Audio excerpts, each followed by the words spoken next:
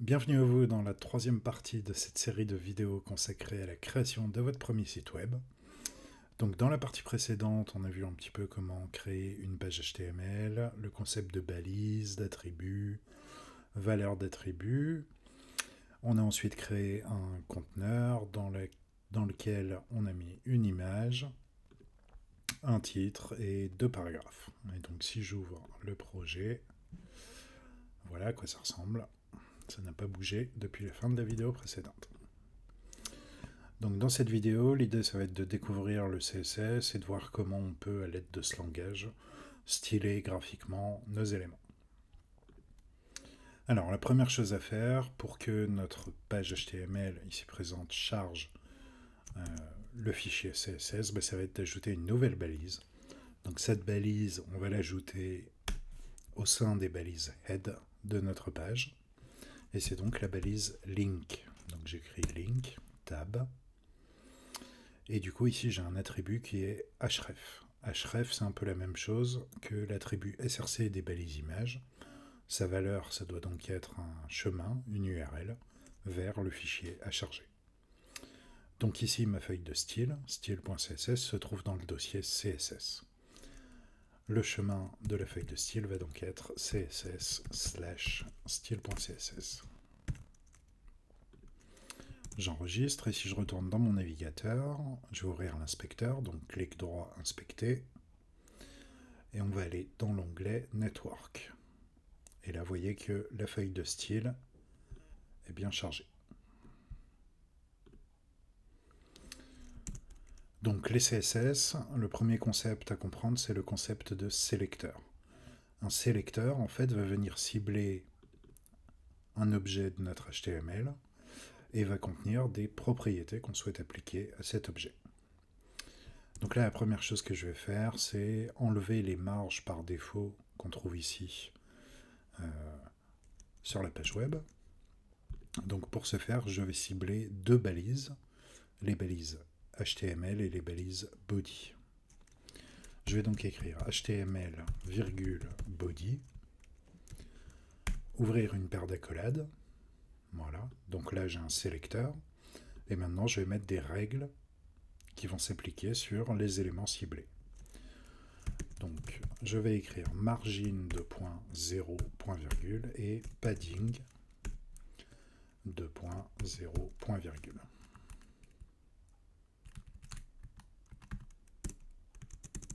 Voilà, je vais aligner ça avec des tabs proprement. Et donc là, si je sauvegarde et que je reviens dans mon navigateur, on voit que les marges ont disparu. Ce qu'on pourrait faire aussi, c'est changer la couleur de fond. Donc la couleur de fond d'un élément, c'est la propriété background. Je vais donc écrire background de points. Et ensuite, il faut mettre un code exa. Donc c'est une couleur. Ici, j'écris dièse et 3 fois 0 pour mettre du noir. Je sauvegarde et là, vous voyez que le fond de ma page est bien noir. Alors, ça me donne l'occasion de vous montrer plusieurs choses. La première, c'est que si dans l'inspecteur ici, je sélectionne la balise HTML, je peux voir en dessous les propriétés CSS qui sont appliquées. Mon background ici est noir. Si je clique sur la case noire, je vais pouvoir venir sélectionner une autre couleur. Et vous voyez que je peux copier le code exa ici. Parce que bien sûr, quand on change quelque chose dans l'éditeur de Chrome, ce n'est pas sauvegardé. Si je rafraîchis ma page, mon background redevient noir. Si c'était sauvegardé, imaginez le foin que ce serait. Tout le monde pourrait aller sur google.fr et changer les couleurs de fond ou les typos. Ce serait pas très cool. Donc là, j'ai copié ma couleur. Je peux la changer. Hop, ici je sauvegarde. Elle s'applique bien. Et la deuxième chose que je voulais vous montrer, donc c'est un petit outil, c'est un site qui s'appelle FlatUIColors. flat-ui-colors.com. Et donc c'est un site qui regroupe un ensemble de palettes de couleurs fait par des designers. Puisque moi ça m'arrive bien souvent en tout cas de sélectionner, je sais pas, 4 couleurs différentes et de me rendre compte qu'elles ne s'accordent pas finalement. Là on a des gens dont c'est le métier qui nous livrent des palettes de couleurs qui s'accordent bien. Donc je vais prendre la French Palette. Et puis je vais prendre comme couleur de fond, par exemple, ce bleu-là. Donc je fais un clic dessus et vous voyez que ça me le copie et j'ai l'exa qui s'affiche. Je vais revenir ici et je vais coller ma valeur. Voilà, et comme ça, j'ai une belle couleur de fond. Je vais peut-être prendre le bleu un peu plus foncé. Voilà. Ok. Voilà pour mes couleurs de fond. Maintenant, ce qu'on voudrait ici, c'est centrer le texte au milieu de notre page. Donc pour ce faire, on a dans notre HTML un conteneur qui contient tous les éléments de notre page. Et on va lui ajouter un attribut qui va être l'attribut classe. Donc on écrit classe égale et entre guillemets content. On va voir un nouveau type de sélecteur. Ici on a un sélecteur qui vient sélectionner des balises. Si je veux sélectionner un objet grâce à la classe que je lui ai appliquée, ça va fonctionner pareil. Donc on va écrire content, ouvrir une paire d'accolades. Mais là, du coup, le CSS va chercher une balise HTML content. D'accord ? En fait, ce sélecteur ciblerait une balise content, vraiment. Or, nous, ce qu'on veut, c'est sélectionner l'élément qui a la classe content. Donc pour ça, il faut écrire le sélecteur en mettant un petit point devant. Point content signifie applique ses règles à l'élément qui a la classe content. Pour aligner le texte au centre, CSS nous offre la propriété textAlign, qui peut avoir plusieurs valeurs. Donc là, on va mettre center. Ça centre bien. Il ne faut pas oublier de sauvegarder chaque fois qu'on modifie. On a la possibilité de mettre right. Du coup, ça va aligner à droite. On peut mettre left, mais il y a rarement besoin d'écrire textAlign left, puisque c'est l'alignement par défaut du texte. Que je mette left ou rien du tout, le texte est aligné à gauche. Donc je vais revenir ici à center. Et voilà. Alors ensuite, on voudrait du texte blanc pour qu'il ressorte. Donc pour changer la couleur de fond d'un élément, c'est la propriété background. Pour changer la couleur d'écriture des textes, c'est l'attribut color, la propriété color. Donc color 2 points suivi de la valeur, donc ici dièse 333. Et maintenant, on a bien du texte blanc. Alors ensuite, notre page, par défaut, vous voyez, nos éléments occupent toute la largeur possible de la page. Donc ce qu'on voudrait en fait, c'est que ce soit centré dans la page, mais qu'il y ait toujours des marges à gauche et à droite de notre contenu. Donc pour faire ça, on va découvrir une nouvelle propriété, toujours sur le sélecteur qui vient sélectionner l'élément content, l'élément qui a la classe content. On va écrire width de 80%. Et là, vous voyez que mon élément, si je le sélectionne ici, occupe uniquement 80% de la largeur du navigateur, et puis j'ai 20% de rab. Mais il n'est pas centré au milieu. Pour le centrer, on va agir sur la propriété margin de l'élément, et on va écrire margin auto. Donc margin auto et non textAlign center. TextAlign, c'est vraiment pour le texte. Et ici, on joue en fait sur les marges puisqu'on a un bloc. Donc ça, c'est lié au fait qu'une div, par défaut, a une propriété display en CSS de type bloc. Donc je ferai une vidéo sur le sujet. Mais là, grosso modo, ça marche comme ça. Margin auto. Et là, du coup, j'ai toujours mon bloc content qui va mesurer 80% de la largeur et pas plus. Et comme il a des margines en auto, eh bien ça va faire une marge de 10% à gauche, une marge de 10% à droite. Maintenant, ce qu'on voudrait, c'est que tout ça se soit centré verticalement dans la page. Donc la première chose à faire, ça va être de dire que nos balises HTML et body occupe 100% de la hauteur, puisque vous voyez que si je surligne ici body dans l'inspecteur, le body a une hauteur égale à son contenu. Or moi je voudrais que le body et le HTML occupent 100% de la hauteur de la page. Pour ce faire, on va retourner dans le sélecteur qui sélectionne les balises HTML et body et taper 8 100%. Donc HEIGHT 100%. Voilà, et là, mon HTML et mon body occupent bien 100% de la hauteur du navigateur. Je vous parlais tout à l'heure de la propriété display.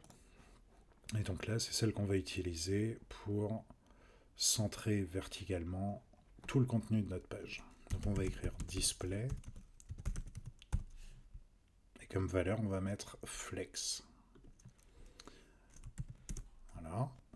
Si on fait ça, automatiquement, c'est centré dans la hauteur du navigateur. Pareil, je ferai une vidéo dédiée au Flexbox, histoire que vous compreniez bien comment faire vos mises en page.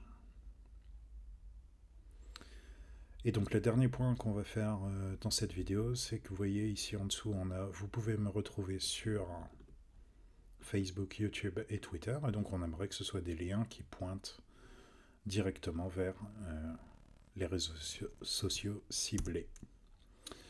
Donc pour faire un lien en HTML, on a une balise qui est la balise A. C'est une balise qui fonctionne en paire, comme la balise P ici, qui définit le début et la fin du paragraphe. La balise A va définir le début et la fin du lien. Donc je vais me placer ici, je vais sélectionner Facebook, je vais couper, je vais écrire A et presser la touche Tab. Et entre ces deux balises, je vais revenir coller Facebook. On a ici une propriété href qui est la même que la propriété href de la balise link. Et donc en fait, ça va être l'URL sur laquelle on veut atterrir lorsqu'on clique sur le lien qu'on a défini ici. Là, si on sauvegarde, vous voyez que par défaut, les liens en HTML ont cette couleur violette et qui sont soulignés. Voilà, j'ai pas vraiment de profil Facebook pour ce faux chien trouvé sur internet, donc je vais simplement marquer https://facebook.com. Et on va faire de même pour YouTube. Donc balise A, https://youtube.com. Je remets du coup YouTube à l'intérieur de mon lien. Et pareil pour Twitter.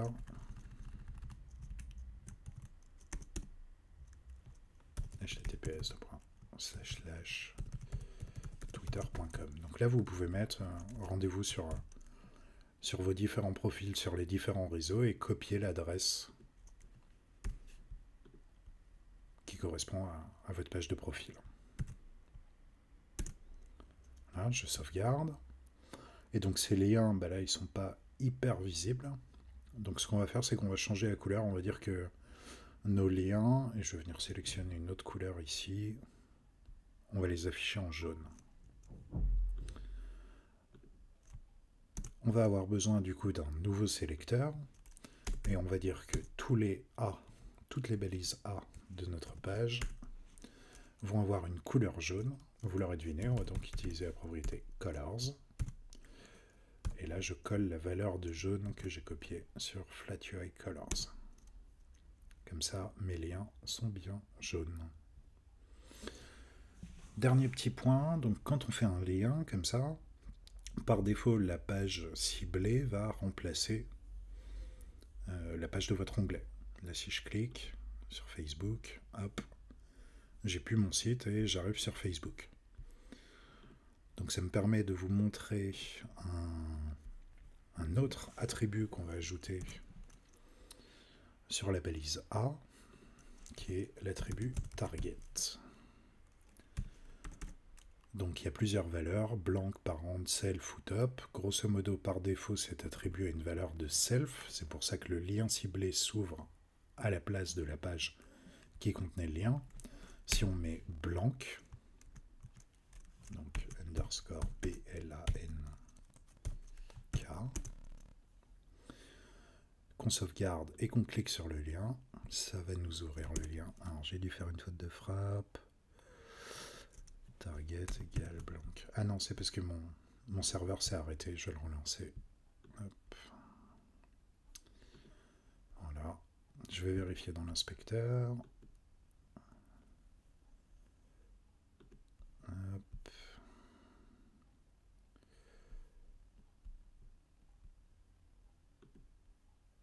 Voilà, c'est dans le dernier paragraphe. Donc j'ai ma balise A. Elle a bien le href Facebook et elle a bien le bon target. Et donc si je clique, ça m'ouvre bien le lien dans un nouvel onglet. Voilà, donc petit point en plus à retenir. L'attribut target des balises A. Je vais le mettre sur toutes les balises. Facebook, YouTube et Twitter.